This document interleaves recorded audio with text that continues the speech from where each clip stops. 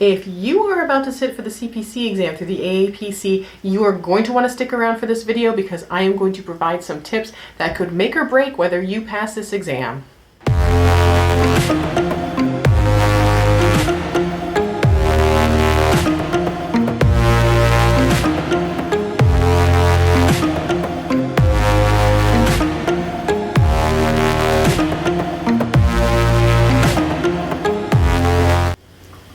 Hey everyone, I'm Victoria. I'm a medical coder, auditor, educator, national speaker, blogger, podcaster, YouTuber, and on my channel, I provide tips, tricks, and tutorials to help you succeed in a medical coding career. Today is part 4 in my series of tips for the CPC exam. It's probably the most important one because I'm going to go over some test-taking strategies and just some general information about the examination. The first thing I'm going to tell you is you really need to get some practice examinations. You can buy them, I would say, either through the AAPC or through an AAPC approved instructor. Don't get the ones on Amazon, don't get the ones on eBay because they're just not the same quality. The other reason you need these practice exams is because the CPC exam is not just a test of skill, but of endurance. As a medical coder, you're going to need to keep coding and coding and coding all day long, so you need to know that you are capable of coding for a long period of time with a certain accuracy and with a certain speed.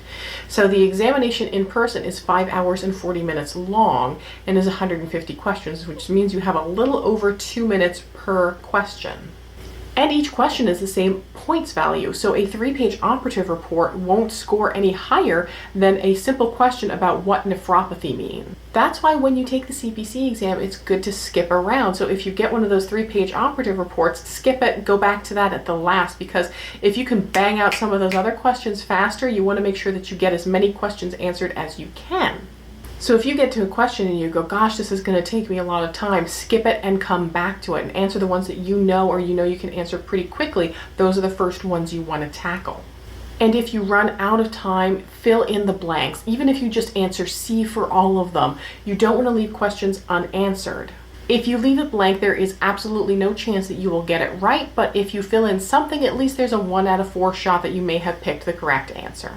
The other tip is if you get a question on like a med-term thing and you're not sure what it is, maybe look up that diagnosis in your ICD-10 book and it might give you some clues about how to answer that question.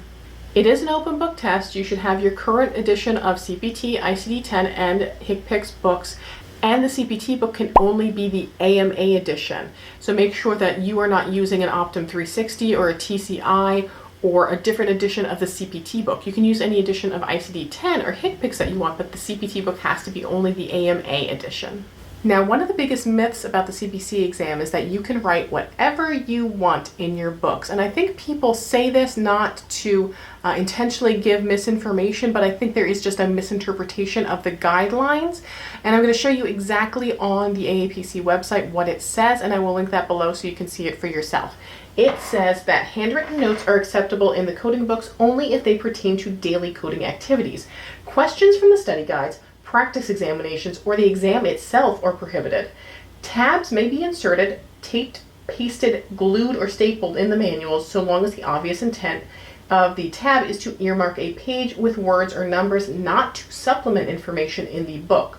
Altering, whiting out of, or painting or printing over pages within the books, such as marketing pages, table of contents, references, to supplement information is prohibited. No materials other than those tab dividers may be inserted, taped, pasted, glued, or stapled into the manual. So you really can't write anything you want. You can't write other exam questions, you can't write another book into your book, but you can take notes. One thing I will show you that is really cool that people I don't think realize is your HCPCS book oftentimes has an entire pages on here where you can write notes. So if you run out of spaces to write notes, and again, not writing your entire study guide into your book, but there are pages that just say notes, and you could maybe put a tab on these that says notes and know where to reference certain things. And in regards to the whiteout, you are allowed to have whiteout. If you write a word in wrong and you go, oops, and white it out, that's acceptable. What was happening though is there were instructors, and I think there may still be instructors that are telling students to white out entire pages and write in specific notes, which is absolutely not allowed for the exam. If you go to the exam and someone checks your book and sees that, you will have to rip out those pages. You will not be able to use them. There are also instructors that will say, oh, well, when they check your books, this is all they do. They make sure that you don't have loose papers. There are, I will tell you, proctors that do that, but that's really not how it's supposed to be. They're supposed to check and make sure that you don't have inappropriate notes, that nothing is pasted, stapled, no loose papers. So they do have the right as a proctor to say, if you wrote an entire other book on top of your book, they can tell you that you either have a chance to rip that out or you can take a hike and take your exam another day. If you're sitting for the CPC exam, those are the books you're allowed. Your CPT HCPCS and your ICD-10 CM. You are not allowed a medical terminology book, which I have even had students come in and say, oh yeah, I was told I could have a medical terminology book. There are other certifications through the AAPC where you are allowed supplemental material, but the CPC exam, you are not allowed any sort of medical terminology reference books. Now in regards to your book, so yes, you can write some notes in there, you can tab things, you can't glue or paste papers in. Don't get the tabs that are basically an entire other sticky note that you're putting in that have a tab on the side of them, but tabs that look something like this are perfectly fine, or the ones that come with your manual. I have been requested to do a video on how to tab your books, and I will get to that hopefully soon. It's not something I usually do. I haven't actually done it since I took my exam, but I can demonstrate you the methodology of how to get that done. Now, another important test taking strategy is the process of elimination. So I'm actually going to show you how to do this in an ICD-10 diagnosis coding example. If I'm looking at this example with these ICD-10 CM codes, I can see on here that some of these codes are the same. Like they all have this I-10, a lot of them have this G30.9, but right away I know, I mean I-10 I remember is hypertension, but it says here they have hypertension, I-10, so these are all the same. Let's cross those out. Also E11.9 looks like it's the same too. All of them have E11.9, which I also know is diabetes. So cross those out. Yeah, so that's that diabetes code. And then we have this G30.9 that seems to be common in all of them. And then also this status code, which I'm going to guess is probably this peg tube placement. Like they have that peg tube. That's what I'm going to guess that is. But let's cross them all out. So if this patient has anything other than these three diagnoses that are listed in D, like D is already out. And it looks like they do. They have Alzheimer's and depression, which aren't included here. So let's cross out D.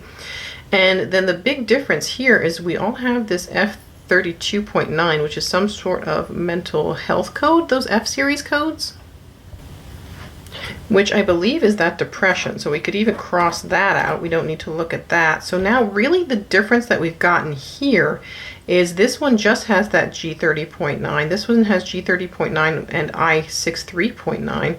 And this one has G30.9 plus FO2.80.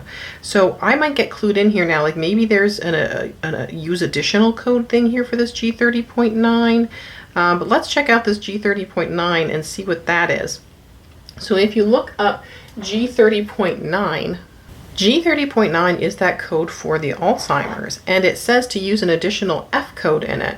So this one here doesn't have an additional F code. This one has this I63.9. I don't know where that even came from.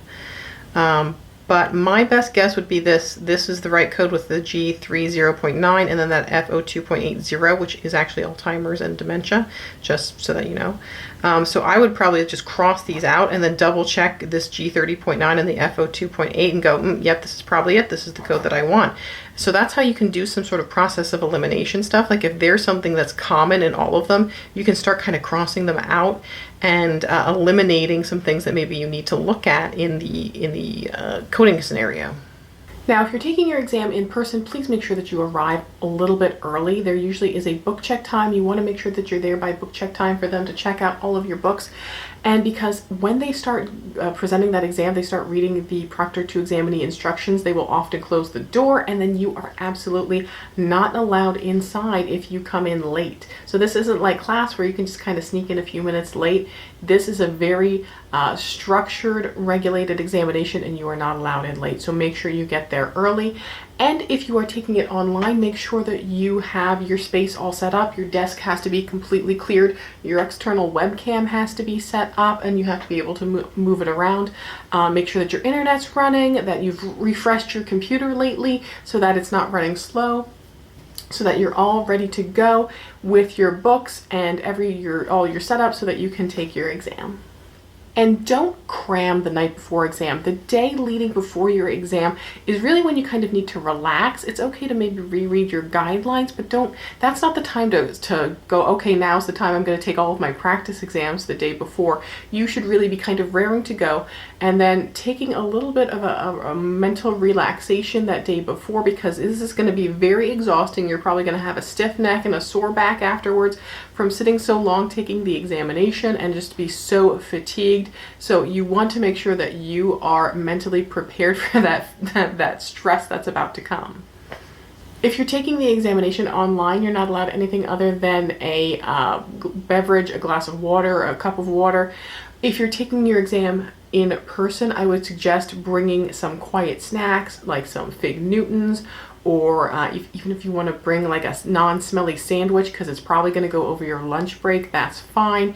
No chips, no popcorn, nothing that's going to be smelly like tuna, but small snacks. And you might be so involved in your exam you don't even remember to take a drink, but if you feel you need them, and you probably should take them, a couple bottles of water, a soda, a coffee, an iced coffee, and those quiet snacks will really help out. You definitely don't want to start getting hangry during your exam.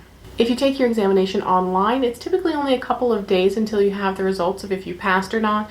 If you take your examination in person, it could be anywhere from 5 to 10 days, depending on how close you are to Utah, which is where they ship the examinations. If you have the My AAPC app, they will push an alert to you when your exam results are ready. If you go online, it will actually show at the very top of your name. When you have your new credentials, it will show your credentials at the top of your name. The other thing I almost forgot to mention is that there are CPC review classes you can take through your local chapter. They're usually pretty cheap, like $25, $30. The AAPC has one that they offer through their website. It's a little bit more expensive than usually the ones you get through your local chapters. Or you can have AAPC approved instructors that teach CPC review classes as well. But again, check your local chapter, because if they're having one, that's usually the most budget-friendly option. I hope you found this video series helpful. If you did, make sure you give it a big thumbs up. I wish you all the world of luck on your CPC exam, and you're still going to need me for those hot coding tips, so don't forget to subscribe and hit that notification bell so you get alerts when I post all of my new episodes. I will see you in the next episode, and until then, just keep on coding on.